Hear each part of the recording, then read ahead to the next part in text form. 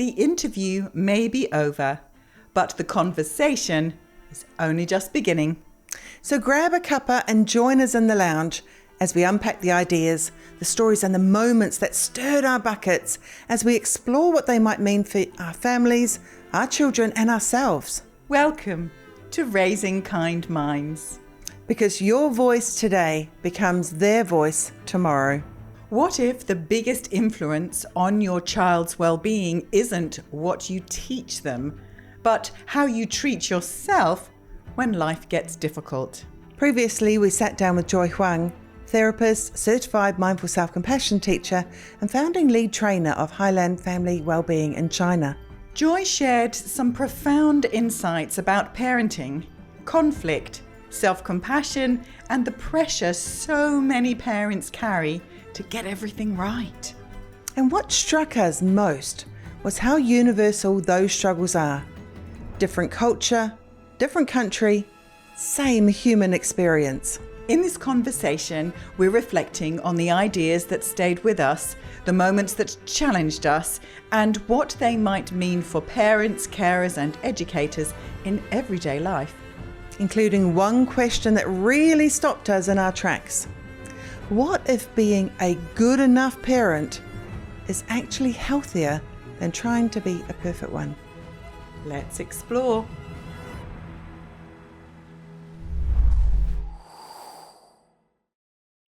So much to talk about today, and we will need to be succinct because the lovely Joy from China shared so much gold. And I'm going to start with conflict. So she was really open about conflict in families. Now, obviously, Liz and I are based in the UK now. Liz grew up in New Zealand. New Zealand. Mm-hmm. Now, although English speaking, two different cultures. So we need to acknowledge straight away, we are talking to someone from a very different culture to the one we're used to. Not an anglicised culture, yeah. And it was absolutely fascinating to hear the universality of some of the challenges she was describing that families face. Yeah. She's a mum of a 17-year-old son, and just how challenging it is with these devices. There seems to be a thread through quite a few of our conversations now. But she talked about, oh yes, this conflict, there's a war that's going on in the home. And I don't think people name it as clearly and openly as she did. She said, first there's a hot war, there's a big bust up. And she said, and then if things don't go well, then there's a cold war. And it might take days for... to defrost, to have that thaw happening. So... Then she did talk about moving to repair, but the important part of this is, of course, can we reduce the amount of time that, we ever have conflict, that we reduce the possibility of having a hot war, and definitely reducing the cold war. Mm. And moving straight to, not necessarily straight to repair, but when we're ready. She described so beautifully about her son, when her son started recognising, mum is telling me that she's in charge of her hot head, her reactivity, and that she needs to be responsible for the fact that she blew her top, that it's not my fault as the child. It was really, really incredible I think that was interesting because, so she talked about that and her son suggesting that she came and she went and had time out. And so it was, well, my words, time out, not hers, but just to get back to centre. And I think it's all down, because I was reflecting on that. I was thinking, I can imagine some smart kid saying, you just need to go and have some time out, So it could go the other way, but that wasn't the energy of what was being delivered from Joy's son at all. It sounded like it was really delivered with kindness, actually. It's like a caring that he was delivering to Joy. Yes. And what I thought was really helpful was Joy talked about what she termed as 3 characteristics, parent characteristics, that is driving these potential conflicts. Mm-hmm. And, again, you would never believe that we were on different sides of the world. Yes. The universality is incredible. And this is why it's so important, why the boost away is so important on the planet now. Everybody needs it. And obviously we've spoken and worked with people in Pakistan, in China, Australia, America, obviously the UK, Scotland, Ireland, Cyprus. And will continue. And it's only limited to those countries just because it's only the two of us. Mm-hmm. So these are the characteristics that also I thought were very much universal. First of all, the parent is eager to raise a success child, a child that demonstrates they are successful.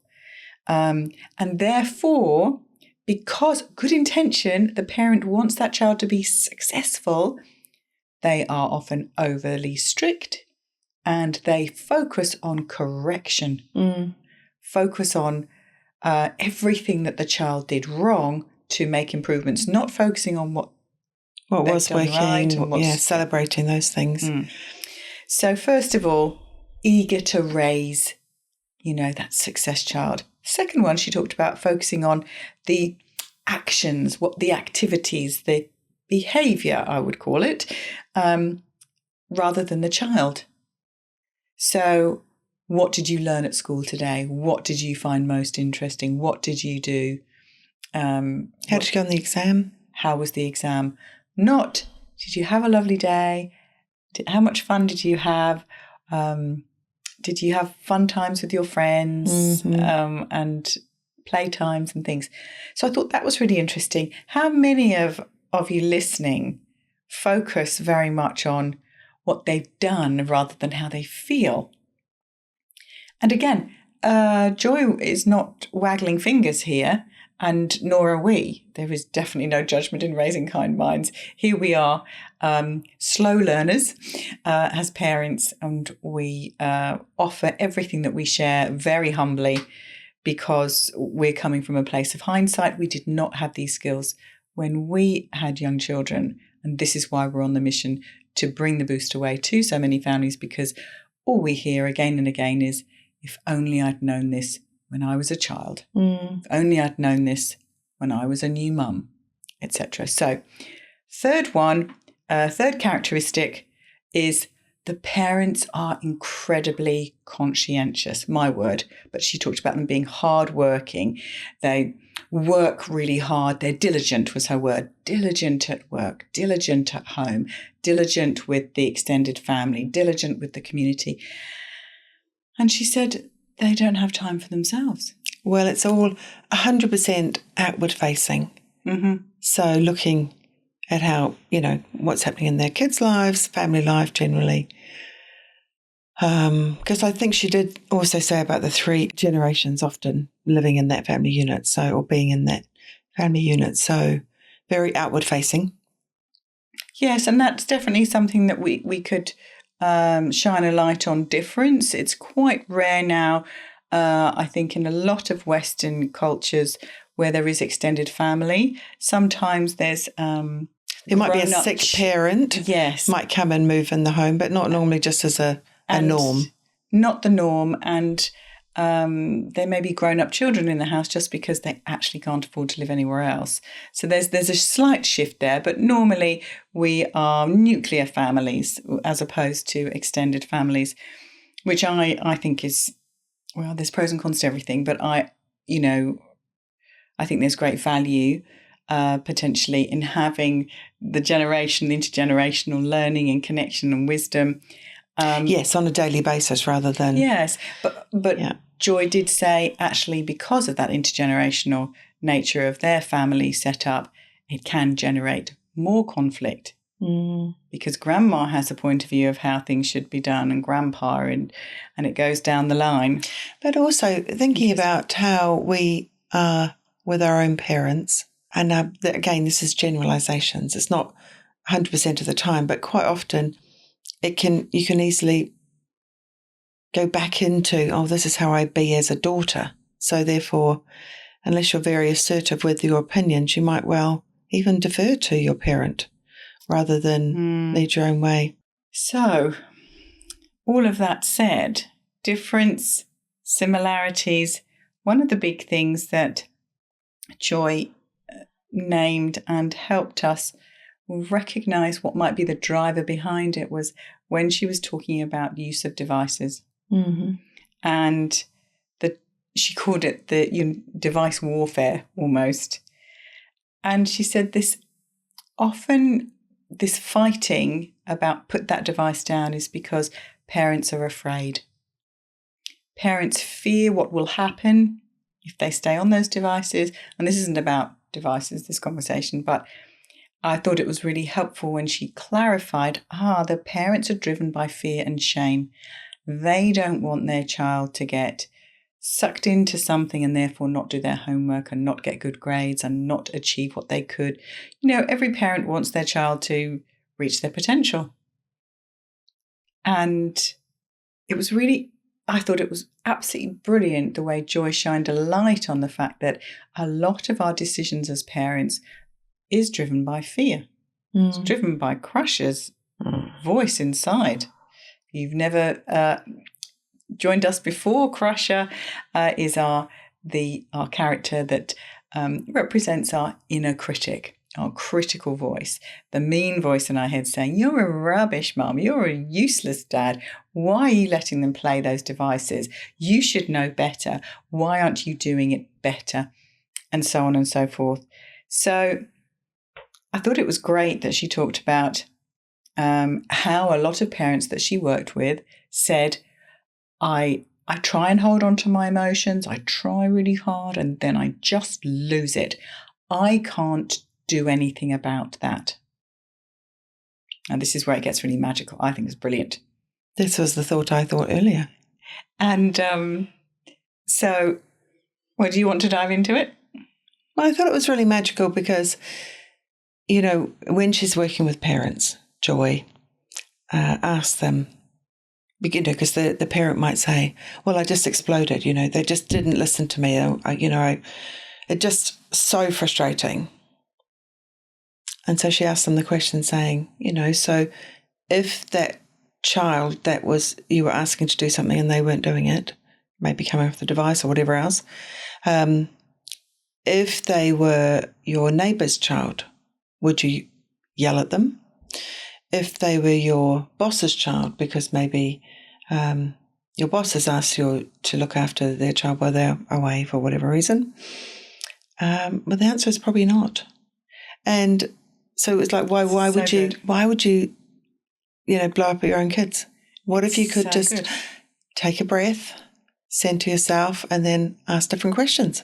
Because, these parents were justifying, saying, this is impossible. I can't help myself. I just lose it at the kids. They just drive me mad.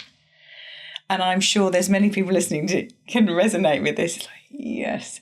But of course, the truth is, certainly I can speak as a teacher. I've got lots of really challenging teenagers in one room. I was saying this, you think having 2 kids is hard. Try having 30 in a room and they're all emotional, hormonal, moody, frustrated, bored. They don't want to be in your classroom. Could be a really hot day. They'd much rather be somewhere else. So times that by 30. And of course, as a teacher, my job is to show up as the best version that I can. And no matter how challenging they are, I would suggest most teachers will stay steady. And yet, what Joy's saying is, of course, put that same scenario, not 30 kids in your home, but maybe you have a couple. And then suddenly as a parent, it's like intolerance is here. Yeah. I just thought it was very brilliant. short fuse. And we just don't have that. So I thought it was wonderful that she shone a light on the fact that actually, if this was your boss's child, if this is the CEO's child, how would you respond? And then suddenly there's an unraveling of, oh, I see. Yes, I would hold my temper. I would manage myself better. I would. You'd regulate. we would learn to self-regulate. We'd make sure that we responded in a healthy way.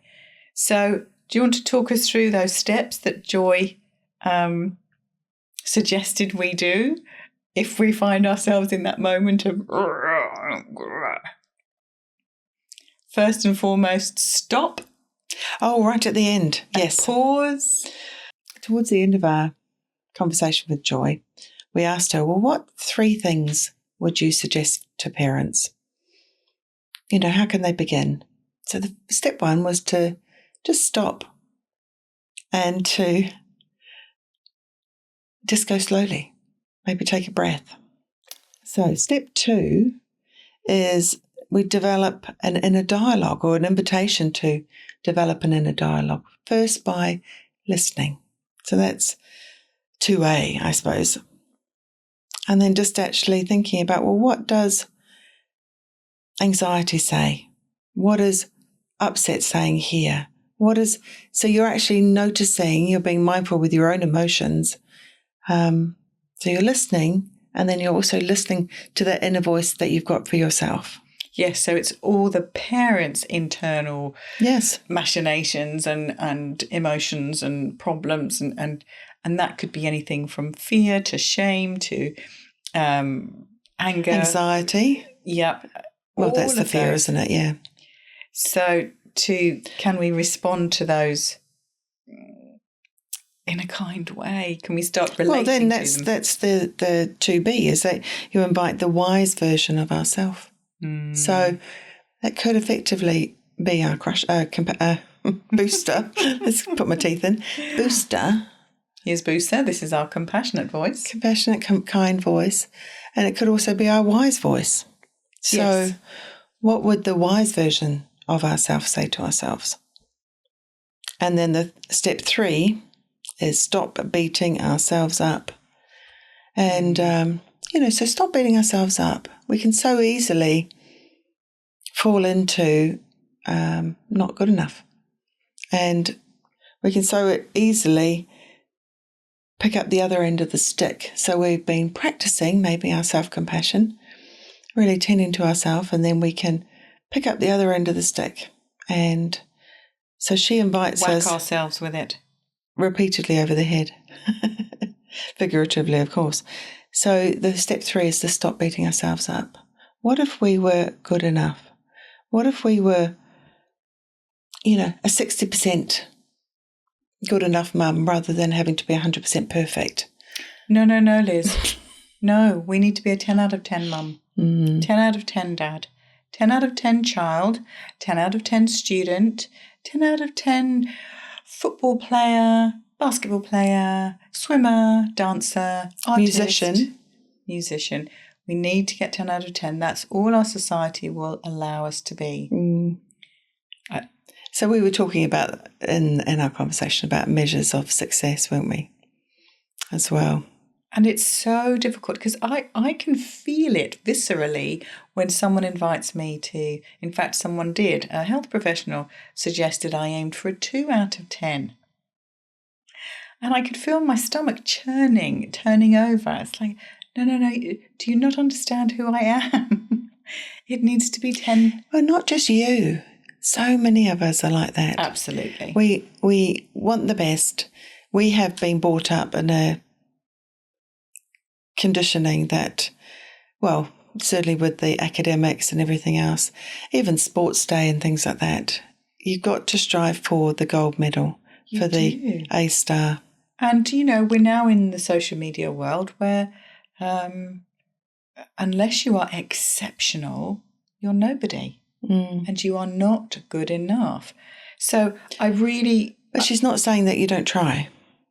No. But what she's saying is allow yourself to be human. Yes. Allow yourself to have those human limitations, those human flaws, goodness me, I've made a mistake.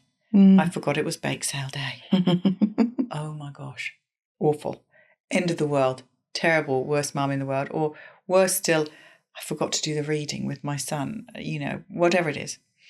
Now, what I thought was really helpful was when Joy was talking about the burden of this, that perfect mum speaking from the Oriental culture, we need to be a perfect mum, a perfect daughter, a perfect worker, a perfect wife. Perfect wife, and all of these layers of who you need to show up. And she talked about it as mum's burden. Yeah. And I thought that was really helpful. Carrying these burdens doesn't make us a better mum, partner, daughter, She really sister. did have some real conversations, didn't she, with us?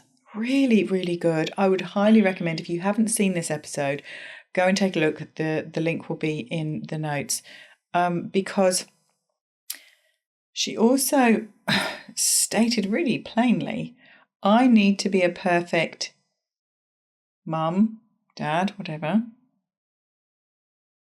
to prove I'm good enough in the world. But more importantly, the added layer, and I invite everyone listening, if you have children, to take a look at this one for yourself. I need to have a perfect son or daughter. I need to have a perfect child or children to prove I'm a perfect mum. Ouch. Now, you may not be conscious of this, and I'm not suggesting people are, but when she stated it like that, I thought, that is so true. And I know that I remember my brother being very resistant to my mum if we were going out to something, and or like an event or something, family dinner. event or something, and she'd be fussing about what he was wearing or how we looked. And I always remember my brother saying, Mom, we're not going to visit the Queen. Early teens, probably age I'm thinking of. And looking back now, I can see my mum was a single mum, and how we showed up in the world reflected on her. It was clear it reflected on her as a single mum. She's already failed. The marriage has failed. Yeah. So her perception. That self-judgment, and therefore I was aware of that pressure at quite a young age. I was aware of, I need to show up the best I possibly can because I don't want to let my mum down. Yes. So we've got that messaging, and it may come through really explicitly. It may be, very subtle. And it's not, I'm not judging my mum for this. I'm just saying this highlights what Joy said. Well, she may not have even been aware that was the driver. No, exactly. And that's why Joy is saying, know yourself, find out about yourself, become more aware of yourself, be really clear about what's going on, all those parts of you, the shame, the guilt, the anxiety, the worry. And then she talked about, when we do yell, and let's be honest, we've all been there, and it's not a happy moment. Then the shame will come and shroud you, and then the guilt. Oh, I can't believe I yelled at the person I love the most on the planet. I didn't show up as my best parenting self. And then we overcompensate because we've messed up. And she described how then we go and spoil our children. Oh, have extra time. Sorry, let's make on the device that you've just been trying to get that off them. Let's have it. Or should we go out for ice cream? Or let's do something extra because we're trying to compensate for our mess up. She said that's how we can get caught up in a really unhealthy cycle. So the work is... And I've seen that so many times, if you could be out and about and a parent will be bartering with their children, they'll be... I don't know, promising so many things in order to get them to behave and I'm not actually, I think sometimes incentivization is quite useful, but it's when it's the default. I think it can be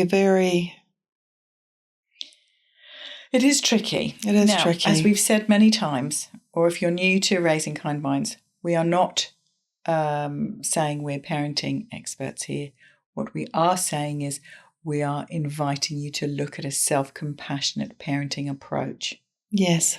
how can we respond to ourselves, relate to ourselves as parents, and to our children compassionately, with a kinder inner voice that says, actually, this is really hard.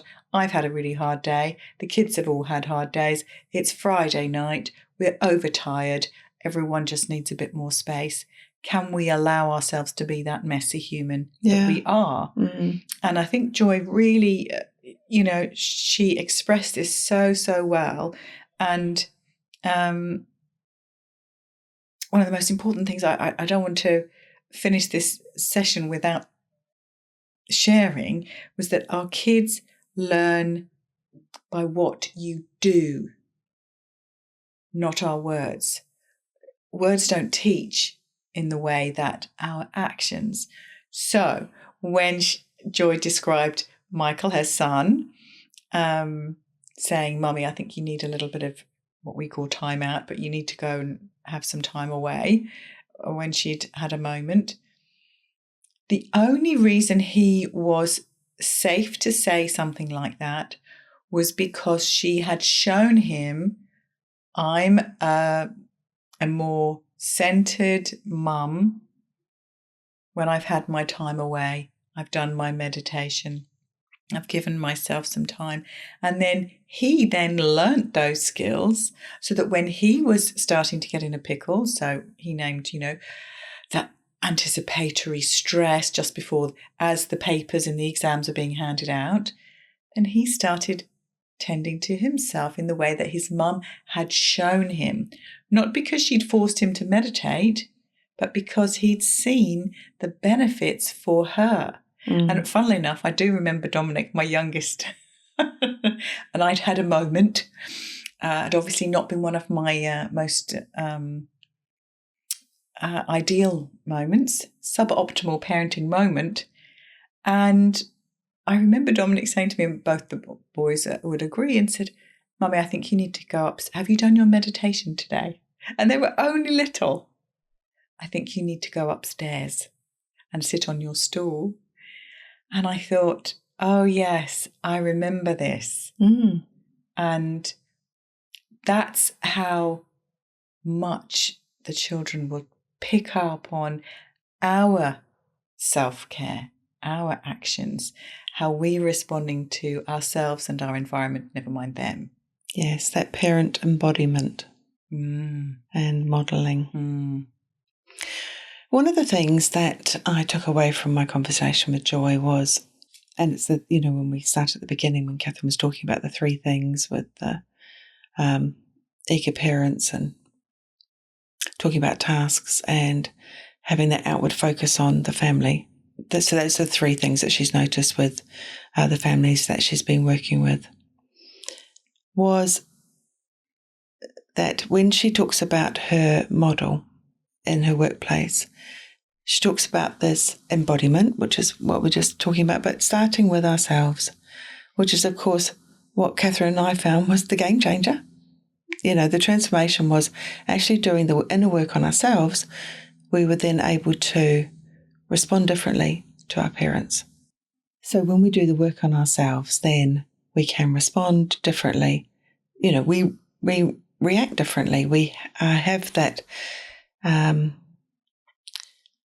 centre that we're able to, just have that sort of space between ourselves and the reaction. And so while the upsets can still arise with our children or our partner, workplace, we've got that little space that we can respond differently.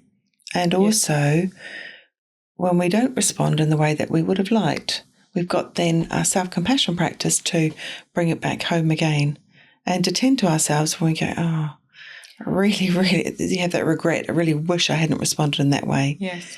And then we can more easily apologise also to the people that we have reacted to in that way.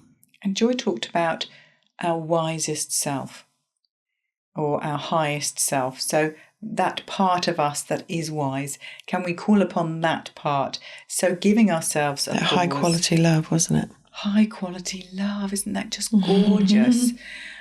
So all these different parts of us are welcome in this messy human. Yes. The anxiety, the fear, the worry, the frustrations, all of that.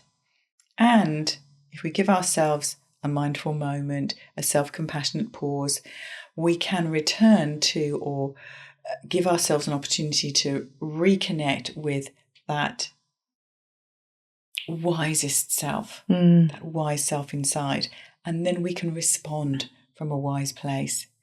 And this isn't about right or wrong. This is about wise action that's appropriate and meaningful for us and our family. And I thought that was really, really powerful. So before we close, I just wanted to share the wonderful analogy of the bonsai tree. I just thought that was so beautiful. So here we are, everybody. We've got our scissors ready and we've got this beautiful bonsai tree. Here's our child, and we will manicure this little tree into the shape and size that we deem good enough. And we'll do this to ourselves as well. 100%. And what... I'm just thinking about social media posts or how we're showing up at a family event or when you're lined up before you go out for dinner. So rather than shape our children, now we want to obviously guide them, but she talked about respecting the nature of the plant. I just thought that was so brilliant. Can we respect the nature of... We know if we've had more than one child, they are so unique, they're so different. And one style of parenting works really well with one child and it doesn't work with the others. Oh, what am I doing wrong? Actually, they're just two very different plants. And there's such an invitation here, I think, to respect the nature of each child and the way that they want to grow and flourish, what's flourishing for them. And that's going to be unique for each person. And how do we flourish? What's that like for us? And are we being rigid with our pruning of ourselves? And what if we let ourselves grow in the way that actually feels kinder? And nurturing them, just like you would any plant. Good things, water, maybe plant food. Yes. Love.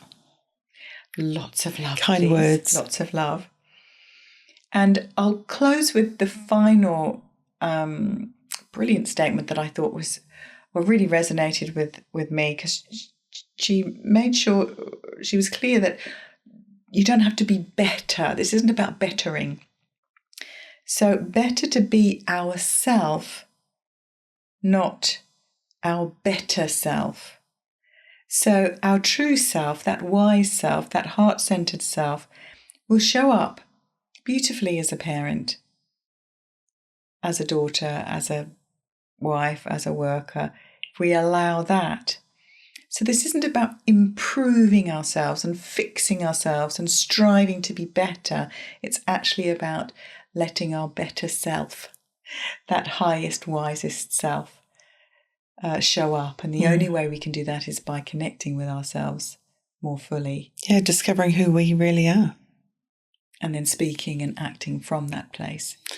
Yeah, and that takes courage, I think. I agree. And especially these parents in China and parents in the UK, parents around the world who are going into homes and inviting a different reality through this self-compassionate way. So there might be some kickback. Yes. But still keep tending to yourself as you navigate this new path. And that's what the Booster Way is all about.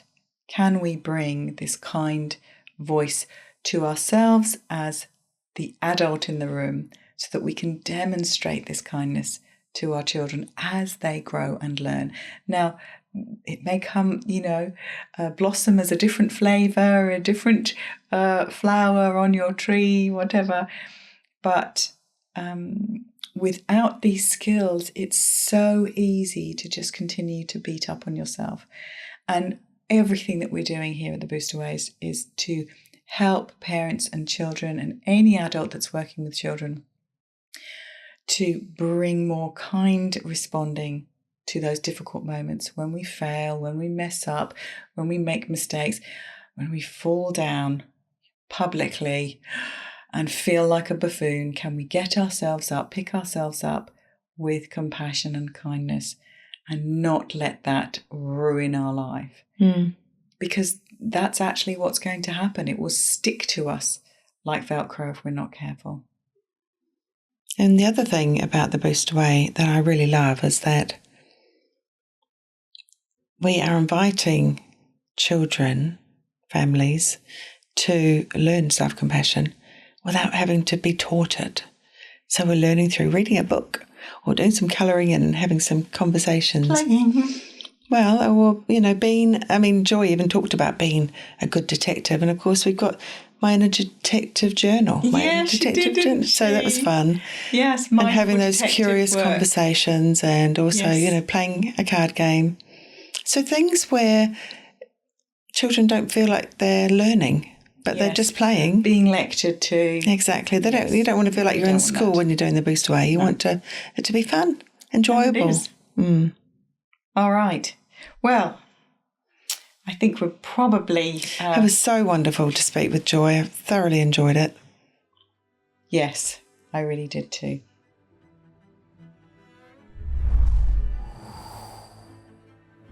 Thank you for exploring this important conversation with us. If today's reflections resonated with you, perhaps take a moment to notice how you're speaking to yourself right now. And remember, your children don't need a perfect parent. They need a kind human one. Please join us next time for a guided meditation inspired by Joy's message, helping you reconnect with your wise, compassionate self. And if today's conversation has got you thinking about how your child talks to themselves, we invite you to take our free quiz. You'll find the link in the show notes. It takes just 90 seconds and will show you exactly what's going on for your child's inner voice right now. And if this episode resonated with you, please do share it with a friend or a teacher, maybe a carer, another parent who might need to hear it today. Word of mouth is how we're growing this community. Here's to raising kind minds, starting with your own.